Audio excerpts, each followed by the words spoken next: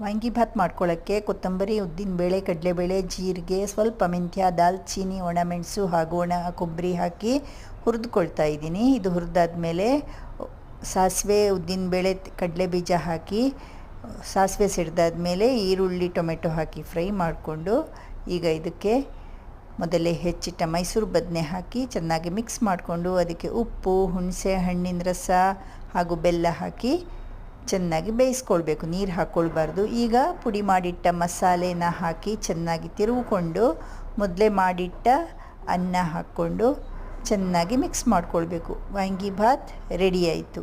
ಈಗ ಉಳ್ದನ್ನ ಮೊಸರನ್ನ ಮಾಡ್ಕೊಳ್ತಾ ಇದ್ದೀನಿ. ಅದಕ್ಕೆ ಉಪ್ಪು, ಸ್ವಲ್ಪ ದ್ರಾಕ್ಷಿ ಇದ್ದರೆ ದಾಳಿಂಬೆನೂ ಹಾಕ್ಕೊಳ್ಬೋದು. ಹಾಗೆ ತುಪ್ಪದಲ್ಲಿ ಜೀರಿಗೆ ಹುರಿದ್ಬಿಟ್ಟು ಹಾಕ್ಕೊಳ್ತಾ ಇದ್ದೀನಿ. ಈಗ ಇದಕ್ಕೆ ಎಷ್ಟು ಮೊಸರು ಬೇಕೋ ಅಷ್ಟು ಮಿಕ್ಸ್ ಮಾಡಿದರೆ ಮಧ್ಯಾಹ್ನದ ಊಟಕ್ಕೆ ವಾಂಗಿಭಾತ್ ಮೊಸರನ್ನ ರೆಡಿ. ಧನ್ಯವಾದಗಳು.